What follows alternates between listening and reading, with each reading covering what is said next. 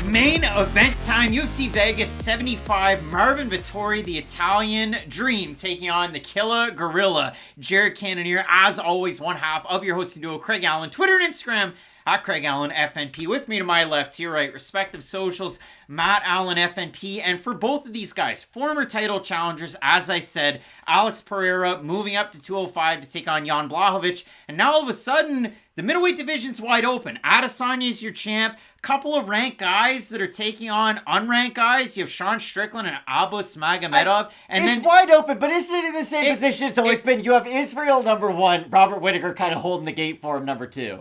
Whittaker doesn't have a fight. I mean, you have Ikram Aliskerov taking on, Paulo Costa. So a lot of opportunity for both these guys to try and knock back on the door of a title shot. And for Vettori, his last time out, kind of a chintzy decision. It was unanimous, but he does get the win over Roman Dolidze. And for Jared Cannonier, you look at it, his was even weirder because the split decision win over Sean Strickland, 49-46 both ways. Sal D'Amato scored at 49-46 for Sean Strickland, which is a wild card. I had Cannonier, yeah. And I had Cannonier as well. But if you do look at it for both these guys, fighting a very high level of competition for a really long time, 8 main events between them. And the craziest part about it is, Jared Cannonier, 2-0 at the UFC's Apex. Marvin Vettori, 4-0 at the UFC's Apex.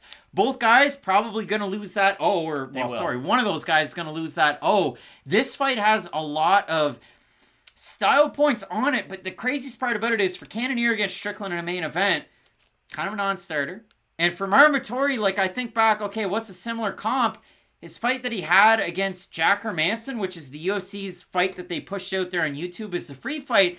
It was fun as it went on, but there were no big knockdowns, there were no big takedowns. There was a lot of volume on the outside. I think this Vettori fight and the Cannonier fight, there's going to be a lot of parallels between the two that I just mentioned. These guys are oddly similar, but not at all. And let me just at least bring up some of the similarities, at least in their lasting power. Now, they do it in very different ways, because Marvin Vettori is on you for 25 minutes, right? He's in your face. He's going to throw that jab, try to throw the looping right hand, get on the inside, use the clinch to get the takedowns. Whereas Cannonier, he can last, but he's going to have 2 or 3 big flurries in that round, and then be a really sound defensive fighter in between. Him and Yoel Romero are not perfect in this respect, but what was Yoel really well known for? He'd hold the hands very high and he'd wait. He'd wait and wait and wait. And what Jared Cannonier does a good job at is, hey, did he lose to Adesanya? Did he lose to Robert Whittaker? Yeah, he did. But other than the one knockdown by Robert Whittaker, for the most part, he's not eating these crazy big shots, right? He holds his hands up, he's going to wait, and Cannonier does a good job at parrying strikes too. If you're throwing a jab in and you are a little bit lazy with it, he does a great job at throwing it to the side. He can land his own counter shots over the top. And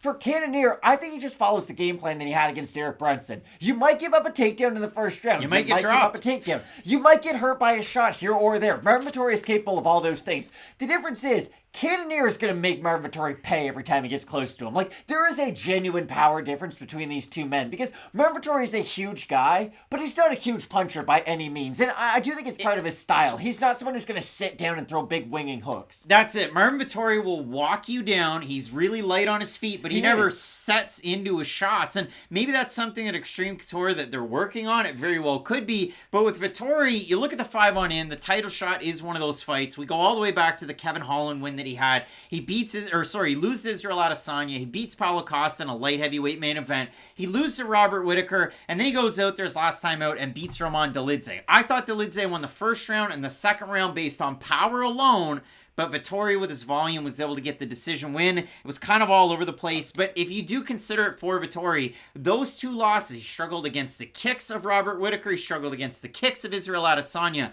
Cannonier throws kicks. Great leg kicks. Occasionally head kicks, but mostly the leg kicks are the moneymaker for Cannonier. And even if Cannonier gets backed up, he makes you pay on a lot of the shots. The 5-on-in for Cannonier, if I may, it starts with the last 2, Robert Whittaker. The kick that broke his arm, that was an issue for him as well. He beats Kelvin Gastelum, the boxer. He beats Derek Brunson, where he gets dropped by a close and tight shot. Elbows. But then those elbows, as I mentioned, in motion, and so did you, that was the lasting factor. Adesanya on the outside was too much. And then the Sean Strickland fight, Cannonier was the one that landed the bigger, heavier power shots, now a training partner of Marvin Vettori. And the fight's in the States, so Strickland should be able to be in the corner of this one. If he so chooses, you're going to see Nixick there. And maybe there's a chance that we get to see my guy, no sleeve on the right side, Dewey Cooper, cornering. I absolutely love it. But again, we know Cannonier's starting heavyweight, light heavyweight, middleweight, the Goldilocks zone. And if you do consider it, the Gastelum and the Strickland fights were the Cannonier ones in the Apex, where smaller cage, boxers, and Cannonier gets it done. I've tipped my hand. I think Jared Cannonier wins this fight against Marvin Vettori coming up this weekend. I know it's probably not the sexy pick, and we'll get to your YouTube community votes. But when I look at this fight, Matt, for Vettori, if he was settling down on his shots, I think he could mix them in and camouflage them with his volume, and he could get a win against a guy like Cannonier. People will be down on the fact that Cannonier's just a shade over 39. Like, his career brought him to the military before it brought him to fighting, which is wild, and he's had this much success in his second career.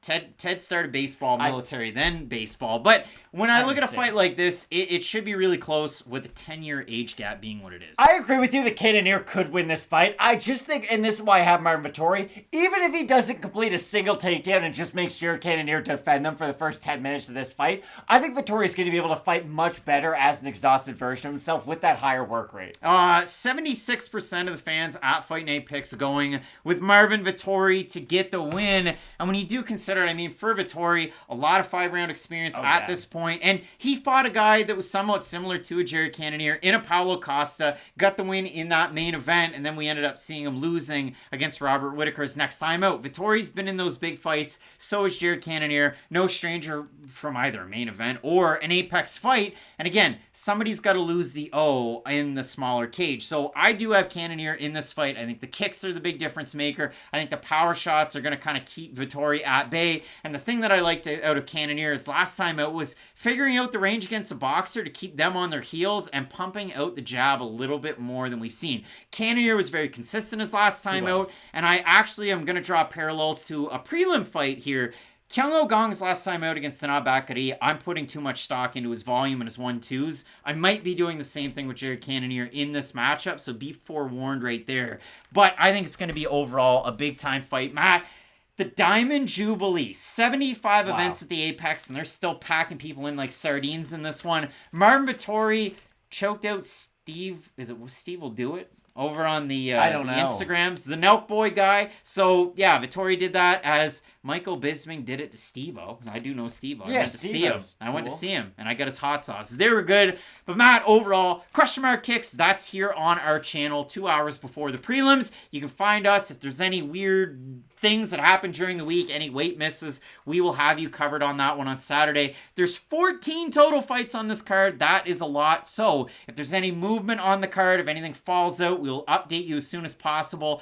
I'll be, on the move this week, but we will be sure to get those out as soon as possible. And I know, even though there's 14 total fights, we're excited about a lot of the prospects and those fighters, and there are 7 of them that are making their second times out. Exactly. That this does feel like a Fight Night Picks type card. It's a big sophomore dance on this card for some reason. But I think, again, I stress this a lot in the opening. The main event's really important because how many more times is Jared Cannonier at 39 years old could he be able to fight sort of that inner circle of elite middleweight fighters? Because in the top 5, I'd say in any division, any of those fighters given a good win could fight for the title coming up next. And for Marvin Vettori, the last time out, he kind of faced that, right? If he lost to Roman Dolidze, you're out of that elite pool. So the loser of this is probably going to find themselves on the outside looking in. So I think it is a really important fight. And I made the mistake earlier, so now I get to follow it up. There is one fight at the top of the middleweight division that's not between these two guys. Robert Whittaker taking on Dricus du Plessis. So that is the other big-time one. Strickland versus Magomedov, a main event. Paulo Costa taking on Ikram Aliskerov.